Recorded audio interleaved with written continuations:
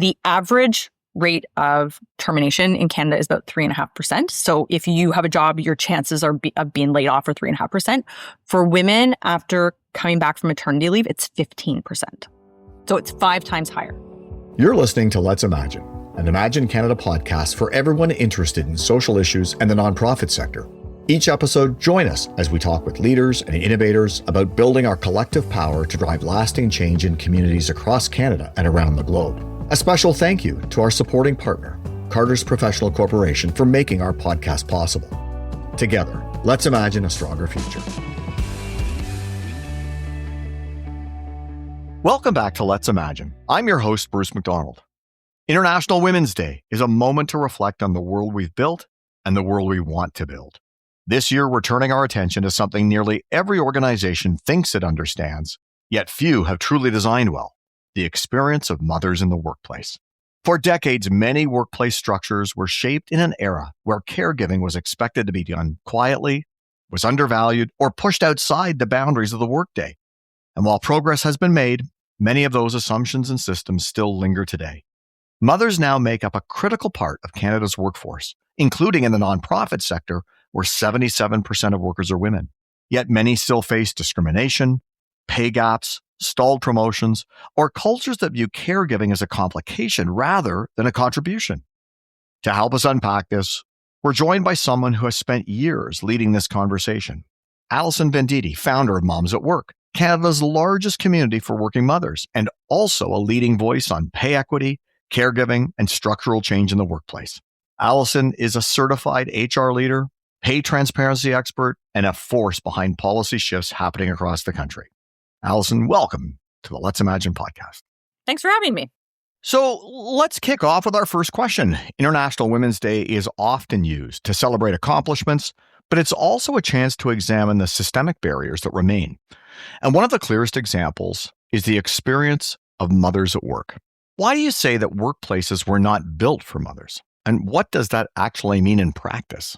So I think it's fairly obvious. I was like, work was designed for a very specific subset of people, like work that we know it now, that built out in the 50s and 60s, office work and that. And work, which was 9 to 5, works under the assumption that there's something else going on behind the scenes. Like school only operates from 9 until 3, and kids are out for 10 weeks in the summer this summer. So there was always an assumption that there was something else happening behind the scenes. And with the entrance of women into the job market, which now it's like over 76% of women are working in Canada, we haven't had any updates to that system. So we have all this sort of like piecemeal childcare, piecemeal arrangements, partners having to do things. So I think anybody who has any sort of caregiving expectations, parents, kids, anything, knows how deeply frustrating it is to try and navigate that system while also holding down a full-time job. So when we say it's like not working, it really isn't just not working for moms, it's not working for caregivers because it wasn't designed for it.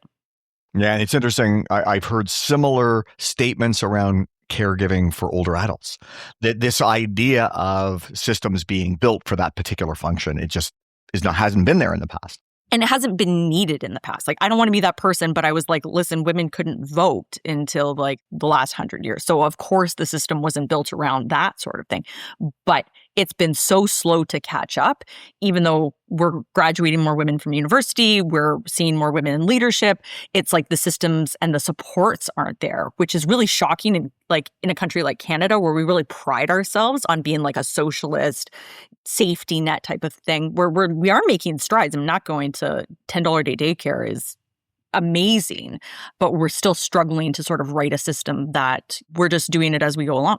So we'll talk about one of the consequences of that system. There's a concept that you've identified called the motherhood penalty, which describes the drop in pay, opportunity, and even perceived competence that many women experience after becoming mothers. How do you see this playing out in workplaces you support, especially in nonprofit settings? So I want to clarify for the motherhood penalty. The motherhood penalty doesn't just apply to women who have children. There is an assumption that women of a certain age will have children. And so they're pre-deciding that for you, that you are going to make a choice that you are going to opt out for your children, even if you don't want to have children. The one amazing thing is that there's also something attached to the motherhood penalty called the fatherhood bonus, that when men have children at work, they're seen as being the breadwinner, they're seen as being more competent, they're seen as better leaders, and they tend to get a paid bump. So that's the huge disconnect between that. And the data didn't exist. We called Stats Canada, human rights, all the things, is we believed, based on our numbers and the things that we were seeing in workplaces, that women were being terminated or laid off after maternity leave at a much higher rate than the average population.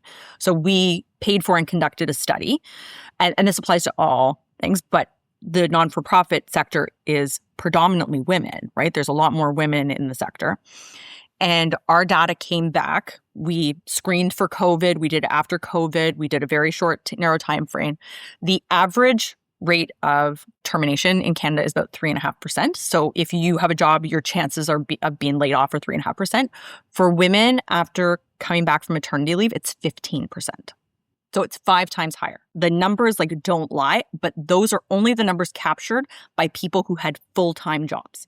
So it doesn't capture part-time, contract, all the things that are rampant in nonprofit. It doesn't capture those. So we know it's probably double that. That's a staggering number. Absolutely. So Allison, clearly this work is a passion project. So can you maybe tell us what inspired you to dedicate so much of your energy to this?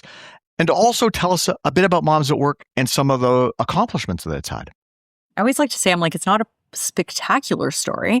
I don't think anybody, I wasn't 22 and I was like, one day I'm going to start something called Moms at Work, because that never happened. But I started Moms at Work because I was working with a lot of individual women, and I came from industries where networks really mattered, and it's who you knew really mattered. And the one connection point when I was working one-on-one with women is that they didn't have these networks because they were doing caregiving and they were working in their career, not on their career, by outside of their career. And I said, you know what? I'm going to bring all the people who I'm working with together, and you're going to know each other. And then the best thing that could happen is that you would start hiring each other and supporting each other, and I would be a happy client. And for the longest time, that's what we did. The turning point for me was COVID. So I saw very quickly that this was going to go very, very badly for women and mothers specifically. And I sort of sat around and waited for somebody else to take up the thing, because I had 3 kids, by the way, during COVID, my youngest of which was 2. And I lost all my clients. I had no money coming in, so we were protecting my husband's job. But I said, if I don't do this, if I don't stand up and fight for these women who are being terminated and let go, left hand over fist, I'm then it's not going to happen. And I just my mother was an education advocate, so this is not unknown territory for me. But with everybody being stuck at home and being online, and I had a chance to be a supportive person. I had a chance to be a voice for people that really needed it. And so I took it. And when I wrote about this, I wrote a blog post about it. But what we've done in 7 years, with everything I do, I made a list. I'm these are the things I'm going to do. Pay transparency legislation, daycare, adjustments to EI. I had a whole list. I've written McLean's big idea for January was me. It's how to change EI. I have worked in leaves and disability management and benefits my whole life. And I took every piece of expertise I had and brought it to Moms at Work. We've done lots of things. We've made lots of changes. I'm not great at bragging about it. I'm not great at bragging about it because we're really invested in doing the work. But Moms at Work is almost 100,000 women strong now. That's no small feat, but it's the systems level change that we get to do with legislation that I think was always the missing part for me for other women's groups is you talk a talk, but what changes are you making? And so that's always been my thing. I should say also, because it's a non-for-profit podcast, is Moms at Work is not a non-for-profit. Moms at Work is a business. We spend 0 time going after funding. We have 0 government grants. It doesn't let us be advocates if we're getting government money. And so we rely solely on members in our collective to fund all this work.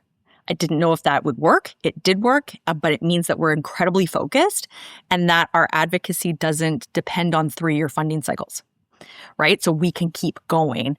Also, I'm relentless and annoying and very pushy, and those are all things that are required for that. So that's the long, short, medium version of Moms at Work. It's not awe-inspiring. It's just tens of thousands of hours of grunt work trying to push stuff through.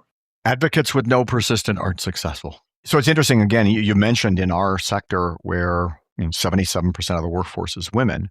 I think there's a belief that our sector is doing well on this. So many employers say they offer flexibility or family-friendly policies, but parents will often tell us these policies don't reflect the realities of caregiving. So where do workplaces most often get it wrong? And what are the sort of common gaps or misunderstandings that leaders tend to have about this issue? The belief that having a policy makes it work. So just because you have a policy doesn't mean that your management or your leaders are enforcing or living those policies. So if you have a flexible work and accommodation policy as an organization and you have a manager who won't let their team leave early, who like them to log in, log out, I was like, so from a leadership perspective, you have to make sure that if you're putting the time, energy, and effort into making policies that you want to see in your workplace, that then they're living, breathing things. It's not good enough to put a piece of paper in a binder, which I'm an HR person for 20 years. That totally happens. But if you want to say these things, then you have to make sure as leaders and managers that you are applying them across your organization and that you're checking in to make sure that they're working. Yeah, absolutely. I mean, intuitively, that makes so much sense. It's one thing to have policies. It's another thing to actually live them every day and make sure that they're being enacted to the spirit in which they were created.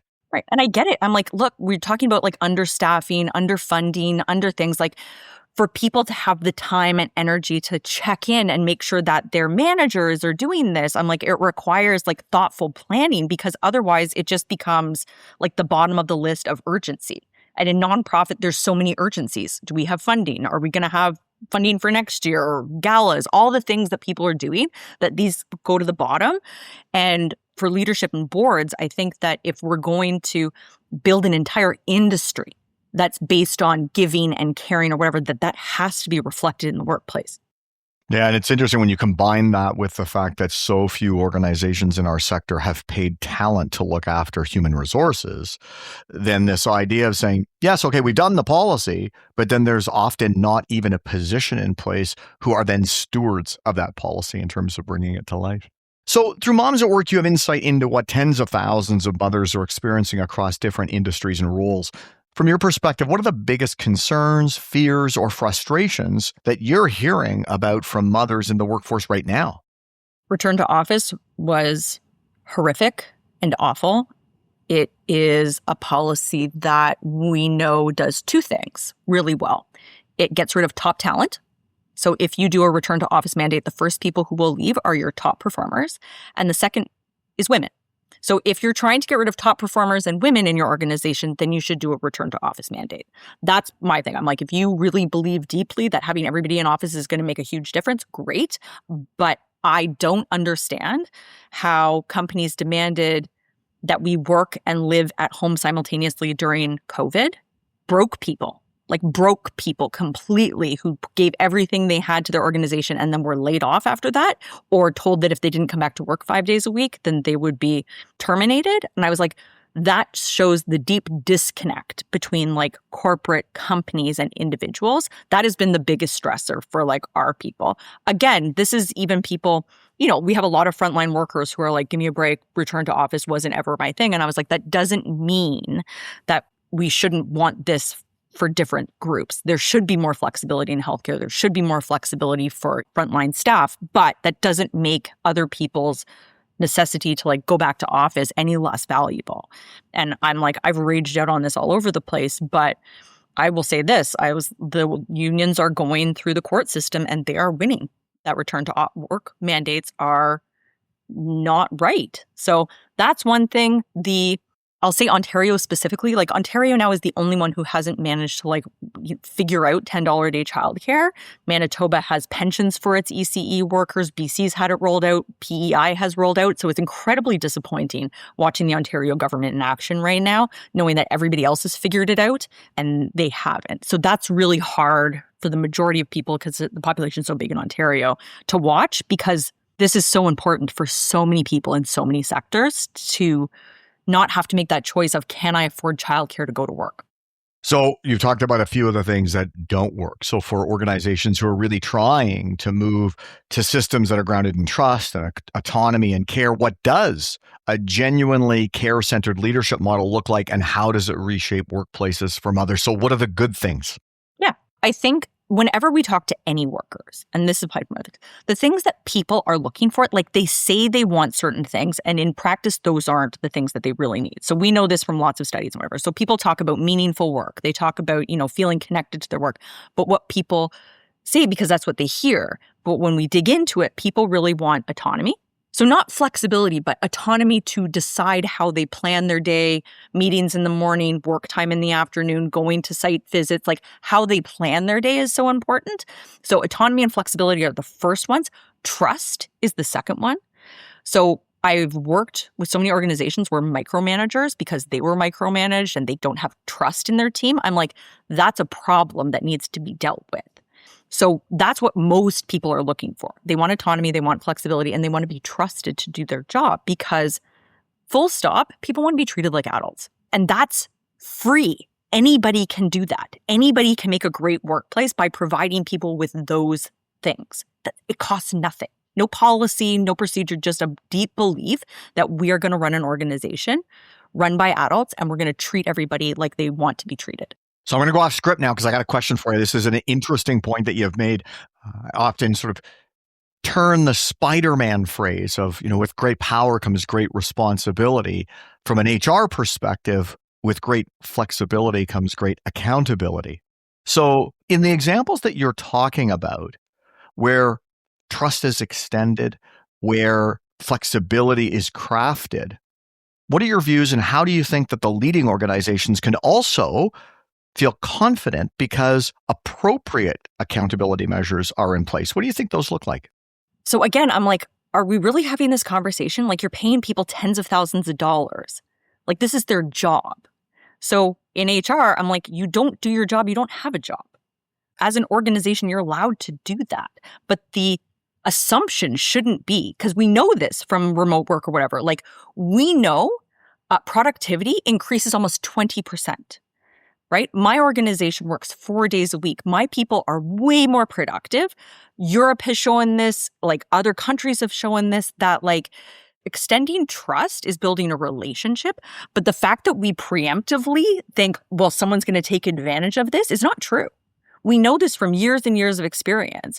And we know that the ways that companies used to interact with their employees, your parents worked at the same place for 20 years, same thing, something happened, their boss would come to their house. Like, that trust building is a relationship, but it's based on the premise that you have to trust people, like from the get-go. You can't have partial trust and extent. Like, that's not a relationship. And I think companies have forgotten that this is a relationship, not an adversarial conversation. I absolutely agree with you. And it's interesting in our sector too. I think that there's often tension points here around accountability and flexibility, in part because organizations want to be able to demonstrate impact to funders and other audiences. So being able to roll up the contribution of employees who are maybe working in environments where they're not, hopefully, being micromanaged, where they don't have somebody over their shoulder. But it is important then for organizations to say, how do we understand the impact that those employees are making, the contribution that they're making? And I think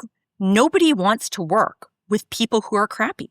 They bring down top performers. They bring down like even your mid performers. And I was like, and companies have a role and obligation to performance manage those people and to say, like, I've worked in HR for 20 years. I'm like, you got to cut them loose.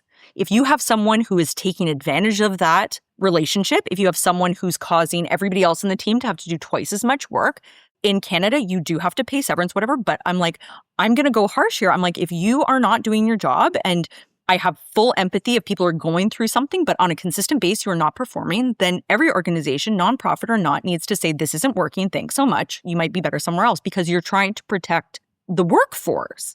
And it's not fair for your top performers and your management to spend 90% of their time on 10% of people who are not performing. Yeah, that's such a powerful point. I think for senior leaders who might be listening, this might resonate with them in terms of the amount of time that actually gets spent in terms of their valuable HR resources that they've got. It is. Everybody knows this, except nobody wants to say it out loud. Imagine what you could do with all that time that you weren't dealing with the bottom performers who kept like dragging the whole team down. Yeah, absolutely. Well, we'll switch gears a little bit and talk about pay transparency, because you've been a leader in advocating for pay transparency and pay equity, and have seen some real policy wins. So from your perspective, why is pay transparency particularly important from others, and what steps can nonprofits take to close pay gaps within their organizations? So I think for me, like I came from unionized organizations. Everybody knew what everybody made. My dad worked in logging and I worked in healthcare, and you had a collective agreement and you knew how much every single person on your team was making. And when I entered corporate, I could not understand like why we weren't posting pay ranges, why we were like having 2 interviews with people who then would figure out that it was paying too little, and like was such a complete waste of time. But the other thing that it does, so for anybody who doesn't know pay transparency in Ontario, we've done it in BC and in PEI, you're required within $50,000, which people are like, that's too big. I'm like, yeah, but it's a start to post salaries.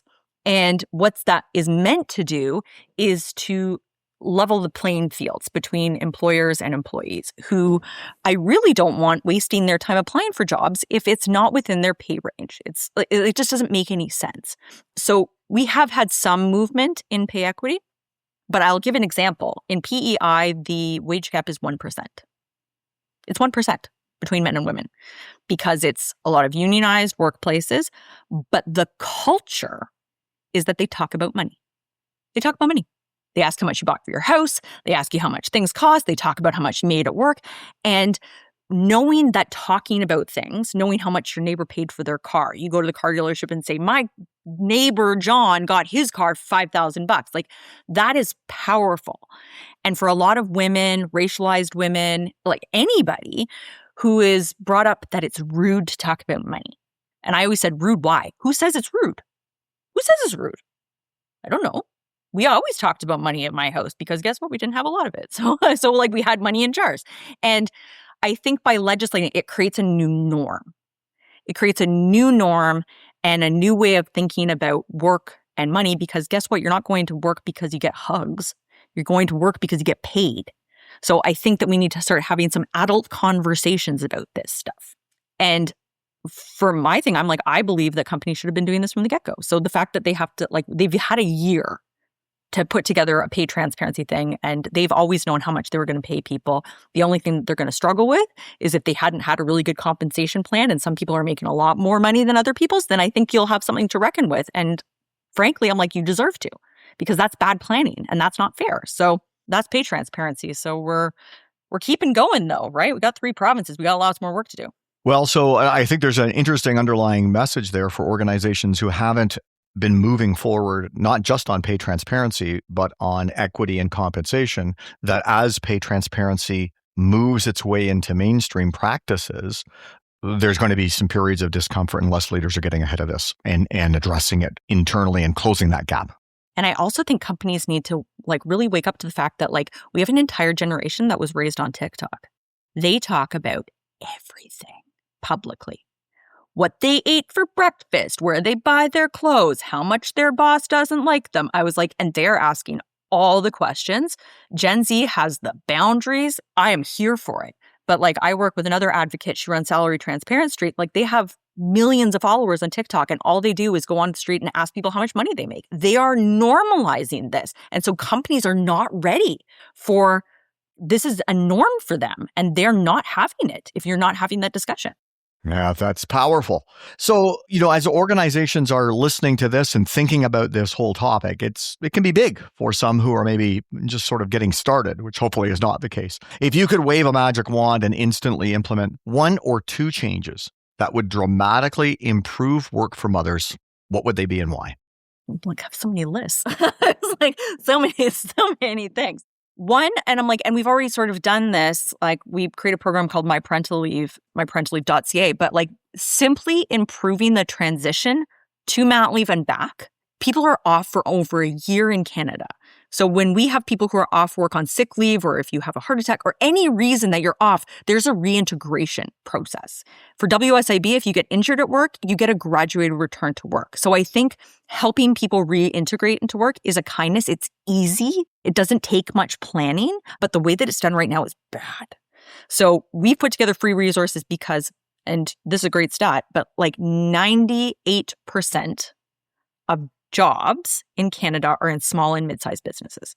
These are businesses that don't have huge HR systems. They're not banks. They're not whatever. They're just people running their business trying to do a good job. And so all of our policy and work is trying to help these business owners who like really love their business, want their people to be happy. And I'm like, and they can't afford all the fancy top ups and all things. I'm like, you don't have to. You just have to have a plan. So that's my first ask. The second thing is, I was like, is exactly what we talked about at the beginning. Small and mid-sized businesses have the power to make amazing workplaces, truly amazing workplaces that people want to work for. So if you're going to be running these organizations, is to take a hot minute every year, every 6 months and be like, are we living into our values? Not just for our donors, for our members, for our whatever, but for our staff. This company is based on the people who run it. And are we centering them? Talking about all the equity and all the things that we're talking about for all these people, are we doing it for our staff? And not being afraid to get feedback from your staff. They're going to say things you don't like. It's okay. But if they're willing to tell you, that means that the relationship is good. So those are really hard for leadership to do. They don't like getting that kind of feedback. And I'm like, it's really important that you do, because your people will tell you what they need. And that's going to be different from a food bank to a support center, to a drop-in center. I'm like, that's going to look different. So I would say for mothers, it's that autonomy and choice and feedback. They can tell you what they need and you can say, okay, here's how we can do it. Most of this stuff is free. Those changes, I don't want to hear that you need a better benefits plan. I don't want to hear that you need to give them 10 times more gym memberships. I'm like, people want to be treated well and they want to be a part of that change. Yeah, it's so interesting. And I think your point about feedback, at least for me, really resonates, because we had a few staff who went off on maternity leave around the same time. We're coming back, staggered. And it was so interesting that at their request said, you know, there's some things here we could probably be doing better. And they took the initiative, brought them forward, and it was really helpful in terms of then thinking about going forward in future instances. And hopefully that return to work once they come back off leave is even smoother for future employees, because others have stood up and said, we need to make some changes to this. And I think that when we're talking about caregivers, and I'm like, these types of policies roll over into supporting all your employees. We are at a really critical juncture with aging parents and whatever, and people are going to need, I always say this, I'm like, chemo doesn't happen on the weekends. It happens whenever the hell you have to show up. And that's a hard thing to do as a kid. It's a hard thing to do as a parent. And I hope that they're met with kindness and that, yes, you should go and take your mom to chemo on Wednesday afternoon. Like, so the way that we show up for this, we're going to show up for new people who never thought they would be here. So our next question relates to leadership. So mothers remain underrepresented in leadership roles, not because of lack of talent, but because structures are in place that weren't designed with caregiving in mind. So what structural changes in promotion practices, expectations, culture, or evaluation would ensure mothers have real pathways into leadership without sacrificing their own well-being or the well-being of their families? We've seen a lot of really great examples. So for example, like Greenpeace Canada is working a 4-day work week. It's run by a woman who's a single mother. Like, she's been there doing that. So it's easier to make structural changes at the top, but getting through those layers is where it gets really hard, right? So there's a lot of steps, a lot of barriers, a lot of things like going up into there, especially for like new moms, where the judgment is heavy. The expectations are heavy, and there's a lot of like assumptions from other people about what they want. So the one thing that we know about women as opposed to men are not as loud and aggressive and telling people what they want and what they expect. That's a fact. We know that people are like, I want the VP role. I want this thing. And we know that organizations like are built like a triangle. So there's only one CEO. There's only one VP of whatever. There's fewer of those things. And when boards are making decisions, and I want you to look at the makeup of your boards and who's sitting on them, they're making a calculation in their head of things that we want to see in our workplace, which are the way that the workplace was run in the 60s.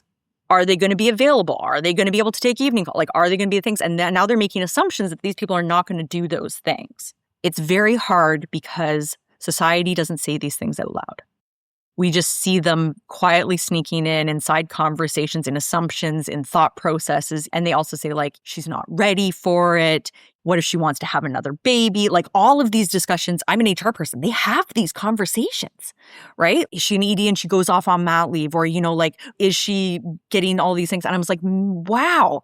Because for mothers, we talk about our kids. We show up for the things in a way that, like, I've had men on my team who I didn't even know they were married or had kids. Like, they can show up in that way and not have those conversations. And I don't want the response to be like, don't talk about your life so that you can get ahead at work. But these are very real factors. So I think the change is a change in narrative and not just examples. Like, people are like, we need more examples or whatever, but we need more examples of men in leadership having these conversations out loud and saying, listen, we recognize that people have full lives, men, women, caregivers, whatever. And as an organization, this is what we believe. That's what I think we need to see. I don't think we need women leadership to do that. And they're already doing enough. They had to fight to get there. I think we need men in leadership having these very, very loud conversations. Well, there's a clarion call to action and a nice segue into our final question. We always look to the future. So much of what we've talked about today is systemic and it's big. And there's also signs, though, there's progress across Canada and internationally. So as you look to the future of work, what gives you hope about the direction workplaces are moving in to make them better for mothers? I just want to remind people that, like, when you go on the news and you go on the internet, it's the shock. It's the 16,000 layoffs at wherever. I'm like, we're being fed the worst. We're not saying, hey, the non-for-profit down the street got funding, they're hiring 15 new people. That doesn't make the front page of CBC News. So we're not getting that. And the things that I'm seeing is a reinvestment in community.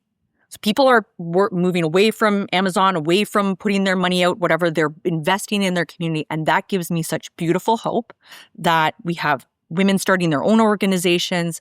We are appreciating the work that local nonprofits do. We're understanding how important it is to invest in our community. That gives me so much hope, because then when we're building that, we build stronger nonprofits, we build stronger organizations, we build stronger communities.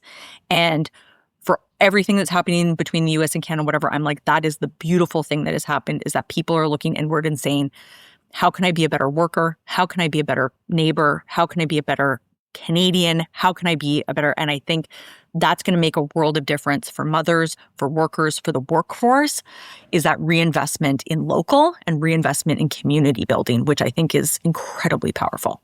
So, Allison, thank you so much for joining us and for your leadership, your advocacy, and the community that you've built through Moms at Work. Your work is reshaping the way we think about equity, care, and leadership, not just on International Women's Day, but throughout the year. Thanks for joining us on the podcast today. Thanks for having me. Thanks for listening to the Let's Imagine podcast. For full show notes and to subscribe to our newsletter so you never miss an episode, please visit our website, www.imaginecanada.ca. Also, if you really like this episode, we invite you to leave us a 5-star review wherever you listen to this podcast, as this helps other people discover us and engage in these conversations. And again, thanks to our sponsor, Carter's Professional Corporation, for supporting our podcast.